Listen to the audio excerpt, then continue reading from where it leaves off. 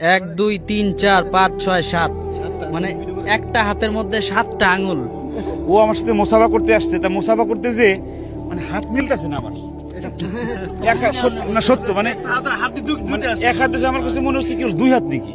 আসসালামু আলাইকুম রহমতুল্লাহি ওয়া বারাকাতুহু। আলহামদুলিল্লাহ, আমরা শোয়েব সাহেবের মাদ্রাসায় আসছি। অলৌকিক একটা বিষয় আমাদের নজরে আসছে, বিশেষ করে এই যে আমাদের বাবাটা, ওর এক হাতে দুই কবজি, দুই ইসের মতো 1 2 3 4 5 6 7 8 9 10 11 12 13, স্বাভাবিকভাবে আমাদের 10টা আঙ্গুল, তার 13টা আঙ্গুল। এটা আমার কাছে মনে হয়েছে যে আমি এই জীবনের প্রথম এক হাতে দুই হাতে 13টা আঙ্গুল দেখেছি, এক হাতে 7টা।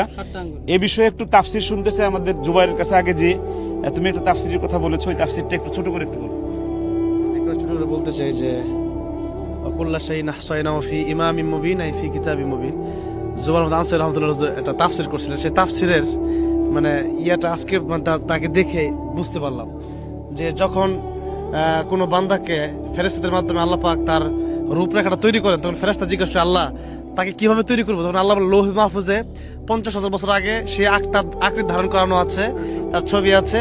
তার আঙ্গুল কি হুজুর এইভাবে বলছিলেন, তার আঙ্গুল কি 5টা হবে না 6টা হবে না 7টা হবে, কারো আঙ্গুল 6টা 7টাও থাকে। আনসারী হুজুর বলছিলেন, সেটা আমি আজকে বাস্তবে আনসারী হুজুরের এলাকায় এসে আমি দেখতে পারলাম। এখন দুনিয়ায় নেই, হুজুর নেই দুনিয়ায়, কিন্তু হুজুরের সেই ব্যাখ্যাটা, সেই তাফসীরটা আজকে আমার মনে পড়ে গেছে তাকে দেখে, যে আল্লাহ পাক লোহে মাহফুজ যেভাবে রাখছে ফেরেশতা ঠিক তাকে ওইভাবেই বানায়। আমি সত্যি আজকে অনেক বেশি অবাক হলাম যে 1 2 3 4 5 6 7, মানে একটা হাতের মধ্যে 7টা আঙুল। মাশাআল্লাহ, মানে এসেছিলাম, দেখা যায়। হ্যাঁ এআইতে দেখা যায়, কিন্তু বাস্তবে প্রথম দেখলাম। তবে মহান রব্বুল আলামিন মানুষকে বিভিন্ন আকৃতি বানায়। দেখা যায় যে আমি দেখছি 6টা আঙ্গুল, কিন্তু 7টা আঙ্গুল কখনোই দেখি নাই।